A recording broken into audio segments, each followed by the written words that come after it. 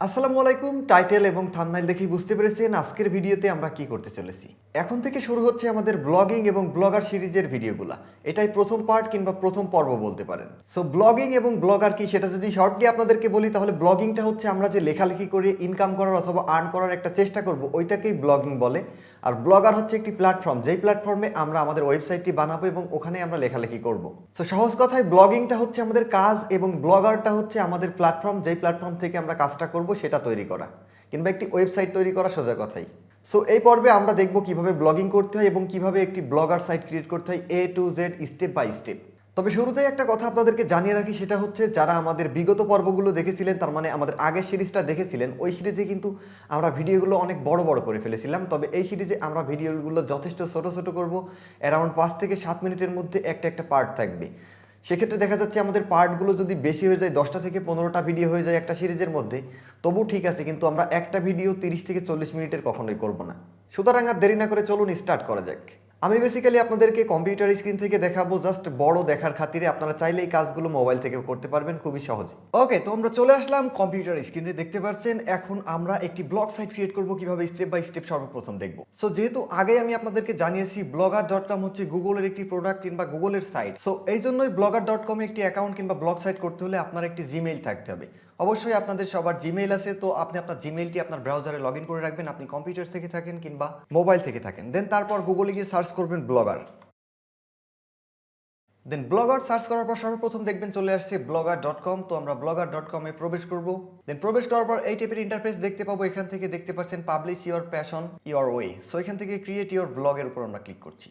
Create your ব্লগের উপর click করার পর দেখতে পাচ্ছেন আপনার মেইলটা এখানে লগ ইন করতে বলবে। সো আমার মেইলটা আমি লগ ইন করে নিচ্ছি, আপনাদের মেইলটা আপনারা এখান থেকে লগ ইন করে নেবেন। সো ক্রিয়েট ব্লগে ক্লিক করার পর এবং আপনার অ্যাকাউন্টে এখানে লগ ইন করার পর দেখতে পাচ্ছেন এই টাইপের অপশন আপনাদের সামনে আসবে। Choose a name of your blog বা টাইটেল, দেখতে পাচ্ছেন। এখন আপনার ব্লগের কি নাম হবে কিংবা টাইটেলে কি নামটা শো করবে সেটা এখানে দিতে পারেন। সো এক্সাম্পল আমরা এখানে টেস্ট দিয়ে দিচ্ছি।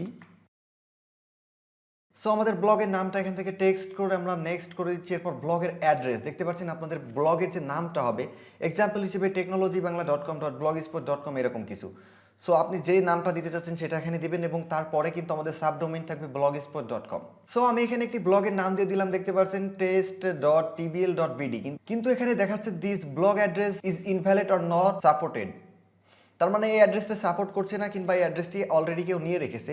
এখন আমরা এখানে এমন একটি নাম দিব, আমরা সবাই জানি ডোমেইন নেম কিংবা আমাদের ওয়েবসাইট নেম কিন্তু সবসময় ইউনিক থাকতে হয় কিংবা ইউনিক প্রয়োজন, কারণ একজনের সাথে আরেকজনের নাম মিললে তো দুইটা সাইটের কোনটা কার এ ধরনের কোনো কিছুই পার্থক্য থাকবে না।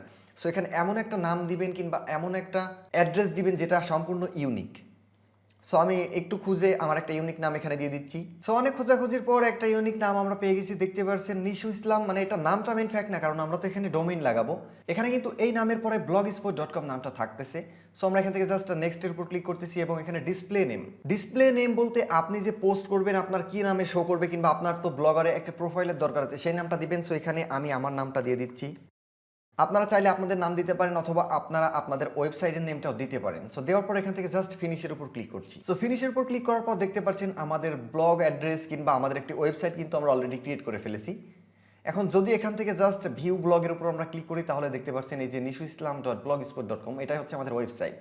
এখনো কোনো কাজ আমরা এখানে করিনি, জাস্ট আমাদের একটা ওয়েবসাইট ক্রিয়েট হয়ে গেছে, এইভাবে শো করতেছে।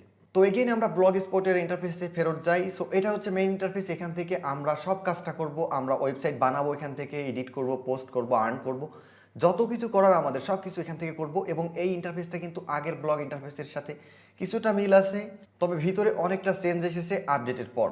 তো যেহেতু আমরা ব্লগ স্পটে কিংবা blogger.com-এ কাজ করব, সেই জন্য আমাদের সর্বপ্রথম এই অপশন কিংবা এই ফাংশনগুলোর সাথে অবশ্যই প্রপারলি পরিচিত থাকতে হবে কিংবা পরিচিত হতে হবে, না হলে আমরা কিন্তু আসলে এভাবে কাজ করতে পারবো না। কারণ এই সব বিষয়বস্তু যদি আমরা ক্লিয়ার না বুঝি, তাহলে কিন্তু এখান থেকে কোনো কিছু কাস্টমাইজ করা কিংবা পোস্ট করা কোনো কিছুই আমরা প্রপারলি করতে পারবো না। তো সর্বপ্রথম আমাদের কাজ হবে এই ফাংশনালিটিগুলো চেনা এবং এখানে কোনটার কি কাজ সেটা সম্পর্কে বিস্তারিত জানা।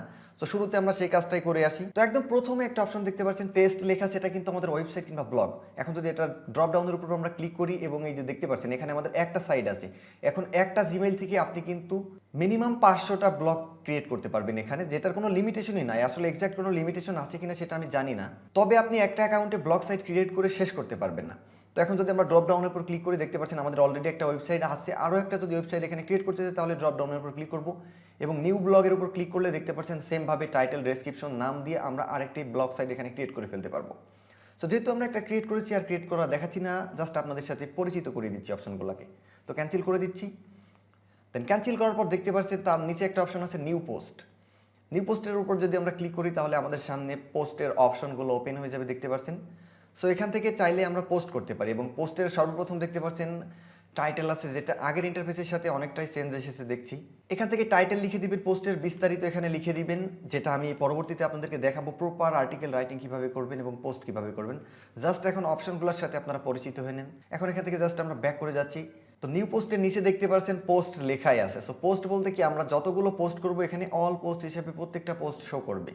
আমাদের দেখতে পাচ্ছেন অলরেডি একটা ডিফল্ট পোস্ট হয়ে গেছে, এটা যদি আমরা ডিলিট করতে সেখান থেকে মার্ক করব এবং এই কর্নার থেকে ডিলিট করে দিচ্ছি। এটা আপাতত জাস্ট ডিলিট করে দিলাম। এখন এখানে পোস্টের নিচে আর একটা অপশন আছে দেখতে পাচ্ছেন স্টেটস। সো স্টেটসের উপর যদি আমরা ক্লিক করি তাহলে এই টাইপের একটি অপশন কিংবা পেজ আমাদের সামনে ওপেন হয়ে যাবে, যেটা দেখলেই আপনারা বুঝতে পারবেন। শুরুতেই কিন্তু দেখাচ্ছে ফলোয়ার্স, আসলে আমাদের ব্লগারের কিংবা আমাদের ব্লগ অ্যাড্রেসের ওয়েবসাইটের কতজন ফলোয়ার্স আছে সেটা এখানে দেখাবে। টোটাল পোস্ট কতগুলো পোস্ট আছে সেটা এখানে দেখাবে এবং এখানে টোটাল কমেন্টসটা কাউন্ট করে দেখাবে কতগুলো কমেন্টস পড়েছে। এরপর এখানে দেখতে পাচ্ছেন ব্লগ স্টেটস দেখাবে যে আমাদের ব্লগে কতটা ভিউ আসলো, কোথা থেকে কোন কান্ট্রি থেকে কতগুলো ভিউ আসছে। এরপর দেখতে পাচ্ছেন লাস্ট কিংবা লেটেস্ট পোস্ট দেখাবে এখানে। এখানে টেস্ট দেখাবে, মানে আমাদের ওয়েবসাইটটা কীভাবে শো করতেছে, পোস্ট এবং পেজেস, মানে টোটাল কতগুলো পেজ ভিউ হচ্ছে, কোন পেজে কীভাবে পেজ ভিউ হচ্ছে সবগুলো আমরা এখান থেকে দেখতে পারবো।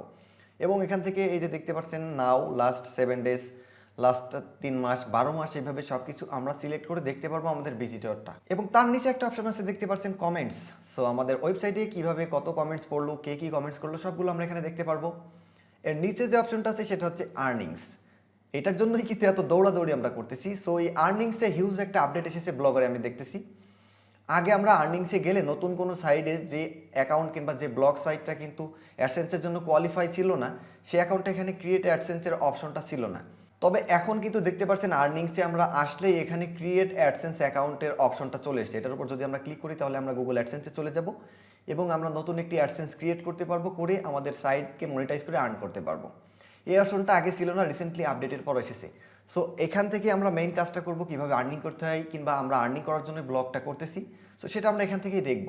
যদিও সাইডের কোনো কিছুই করি নাই, সুতরাং জাস্ট আর্নিংয়ের সাথে আপনাদের পরিচয় করিয়ে রাখলাম। এখান থেকে আমরা অ্যাডসেন্সটা ক্রিয়েট করব এবং আর্নিংটা করব এবং যাবতীয় যে অ্যাডস কাস্টমাইজেশন এখান থেকেও করতে পারবো, আলাদা লেআউট থেকেও করতে পারবো, সেটা পরবর্তীতে স্টেপ বাই স্টেপ আপনারা বুঝতে পারবেন। দেন এরপরে যে অপশনটা আছে সেটা হচ্ছে পেজেস দেখতে পাচ্ছেন। সো একটা ওয়েবসাইট করার ক্ষেত্রে কিন্তু হিউজ পেজের দরকার, বেশ কিছু পেজ দরকার আছে। নর্মালি অ্যাডসেন্সের অ্যাপ্রুভাল নিতে হলে privacy policy, contact us, about us, এই রিলেটেড অন্তত 3টা থেকে 4টা পেজ কিন্তু আমাদের করতে হয়। এগুলো রুলস, অ্যাডসেন্সের রুলস বলতে পারেন। তাছাড়া একটা ওয়েবসাইটের সৌন্দর্যের জন্য কিংবা টোটাল পরিপাটির জন্য কিন্তু পেজের দরকার আছে। সো এই পেজেস থেকে কিন্তু আমরা সেই ধরনের পেজগুলো ক্রিয়েট করতে পারবো এবং ক্রিয়েট করতে হবে আমাদেরকে অবশ্যই। দেন তার নিচে একটা অপশন আছে দেখতে পাচ্ছেন লেআউট। তো লেআউটের মধ্যে ঢুকলে আপনারা একটু ঘাবড়ে যেতে পারেন যারা নতুন আছেন ব্লগারে তারা, কারণ এখানে সম্পূর্ণ অন্যরকম একটি অপশন কিংবা অন্যরকম কিছু ইন্টারফেস আপনারা দেখতে পাবেন এবং এই ইন্টারফেসটা খুবই সহজ যখন আপনারা বুঝতে পারবেন। এখান থেকে আমরা আমাদের টোটাল ব্লগটা, এই যে ব্লগটা টোটালটা এখান থেকে কাস্টমাইজ করব, কোথায় কি রাখবো, কোথায় কি সাজাবো, কোথায় কি কালার দিব, সব কিছু আমরা এখান থেকে সেট করব এবং আমাদের অ্যাডসেন্সের অ্যাডও আমরা এখান থেকে বসাবো। তো লেআউট নিয়ে হিউজ কাজ আছে এবং লেআউট নিয়ে আমরা কয়েকটি পর্ব করব, কারণ লেআউট সম্পর্কে আপনাদেরকে বিস্তারিত একটি জ্ঞান দেওয়ার চেষ্টা করব এই টিউটোরিয়াল পর্বে আমি। সো লেআউটকে আপাতত স্কিপ করে যাচ্ছি। দেন এর নিচে একটা অপশন আছে দেখতে পাচ্ছেন থিম। সো আসলে থিমটা কি? থিম হচ্ছে আমাদের ওয়েবসাইটে দেখতে পাচ্ছেন এই যে ইন্টারফেসটা দেখতে পাচ্ছেন, এটা কিন্তু একটা থিম আমরা ইউজ করেছি এখানে। এই যে দেখতে পাচ্ছেন এখানে আমরা এই থিমটা ইউজ করে রেখেছি এবং এখানে কিন্তু সেম থিমটা আমরা দেখতে পাচ্ছি, যদিও কোনো কন্টেন্ট নাই। সো আমরা যদি আমাদের ওয়েবসাইটের থিম চেঞ্জ করতে চাই, অবশ্যই থিম চেঞ্জ করতে হবে কিংবা থিম আমরা চেঞ্জ করব। তবে থিম এখান থেকে ডিফল্ট অনেকগুলো থিম আছে, সেগুলো আমরা চাইলে এখান থেকে চেঞ্জ করতে পারি। এক্সাম্পল হিসেবে এই থিমটা যদি আমি বর্তমান চেঞ্জ করি, কোনটা, এইটাই দেই। সো এটা জাস্ট দেখতে পাচ্ছেন এখান থেকে যদি আমরা অ্যাপ্লাই করি তাহলে আমাদের ওয়েবসাইটটা কিন্তু এই থিমটার মতো হয়ে যাবে। সো অ্যাপ্লাই করার আগে আমরা এখান থেকে কাস্টমাইজ করতে পারবো এবং প্রিভিউ করে দেখতে পারবো আসলে আমাদের ওয়েবসাইটটা এই থিমে কেমন শো করবে। দেখতে পাচ্ছেন আমাদের টাইটেলটা হচ্ছে টেস্ট এবং আমাদের থিমটা প্রিভিউতে এমন শো করবে। সো আমরা এটা ইউজ করছি না, আমরা একটি প্রিমিয়াম টেমপ্লেট ইউজ করবো এবং যেই টেমপ্লেটটি আমি আপনাদেরকে ফ্রিতে দিব, যেটার প্রাইস অ্যারাউন্ড $10 মার্কেটে। সো $10 একটি প্রিমিয়াম টেমপ্লেট আমি আপনাদের সবাইকে দিব এবং সবাই সেটা ইউজ করবেন ফ্রিতেই। সুতরাং এই টেমপ্লেটগুলো আমরা এখান থেকে ইউজ করবো না, জাস্ট টেমপ্লেট সম্পর্কে আপনাদের একটা ধারণা দিলাম কিংবা থিম সম্পর্কে। দেন এরপরে একটা অপশন আছে দেখতে পাচ্ছেন সেটিংস।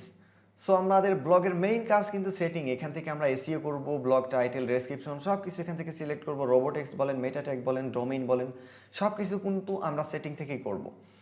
সো সেটিং থেকে করব। সেটিংয়ে হিউজ পরিবর্তন এসেছে আগের থেকেও, কারণ আগে ব্লগারে যে ধরনের সেটিং ছিল তাছাড়া অনেক স্মুথ হয়েছে ব্লগারের টোটাল ইন্টারফেসটাই, এবং এখান থেকে হিউজ অনেক অপশনগুলো কিন্তু বেড়ে গেছে আমি যেটা দেখতে পাচ্ছি। এই যে ক্রাউলার অ্যান্ড ইনডেক্স এইগুলো অন্য পর্যায়ে ছিল, এবং এখানে দেখতে পাচ্ছেন গুগল সার্চ কনসোল কিন্তু বাই ডিফল্টভাবে ব্লগারে তারা অ্যাড করে দিয়েছে, যেটা আগে ছিল না। এরপর দেখতে পাচ্ছেন মনিটাইজেশন কিংবা এনেবল রোবোটিক্সটাও এখানে অলরেডি অনেক অপশন তারা অ্যাড করেছে, যেগুলো সম্পর্কে আমি নিজেও খুব একটা জানি না। তবে চিন্তার কোনো কারণ নাই, ইনশাল্লাহ আমি এই বিষয়বস্তুগুলো আপনাদেরকে in totally step by step বোঝাতে সক্ষম হব যদি আপনারা আমার সাথে থাকেন। তো এই সেটিংয়ের প্রত্যেকটা পার্ট কিংবা প্রত্যেকটা কাজ সম্পর্কে আমরা স্টেপ বাই স্টেপ দেখবো আমাদের ধারাবাহিক টিউটোরিয়ালে। সো আজকের ভিডিওটি এই পর্যন্তই। আমি জাস্ট আজকে আপনাদেরকে দেখালাম কিভাবে একটি ব্লগ সাইট ক্রিয়েট করতে হয়, এবং টোটাল ইন্টারফেসের সাথে পরিচয় করে দিলাম কোথায় কী কাজ আমরা করব সেটার বিস্তারিত আপনাদেরকে বোঝানোর চেষ্টা করলাম। সো আগামীকাল আরেকটি টিউটোরিয়াল আপলোড হবে। এটা বেসিক সিরিজ আমাদের চলতেই থাকবে স্টেপ বাই স্টেপ। তো কালকে আমরা দেখব কিভাবে আমরা আমাদের এই সাইটে একটি ডোমেইন অ্যাড করতে পারি এবং কিভাবে একটি থিম আপলোড করতে পারি এখানে, এবং প্রফেশনাল লুক দিতে পারি আমাদের সাইটটাকে। সো আপনারা প্রস্তুত হয়ে নিন। অবশ্যই একটি ডোমেইন অ্যাড করতে হলে আপনাদের ডোমেইন থাকা লাগবে। প্রফেশনালি ব্লগিং করতে চাইলে আপনারা একটি ডোমেইন কিনে নিতে পারেন, এবং আমি ডোমেইন কেনার ভিডিও আপনাদেরকে আগে দেখিয়েছি, এবং আগামীকালকে টিউটোরিয়াল ইনশাল্লাহ বিস্তারিত বিষয়ে কথাবার্তা বলবো। তো আজকের ভিডিও পর্যন্তই। আশা করছি ভিডিওটি আপনাদের ভালো লেগেছে। ভালো লাগলে অবশ্যই একটি লাইক করবেন। যে কোনো ধরনের সমস্যায় কমেন্টস করতে পারেন। তো দেখা হচ্ছে আগামী ভিডিওতে। সে পর্যন্ত ভালো থাকবেন, সুস্থ থাকবেন। আসসালামু আলাইকুম।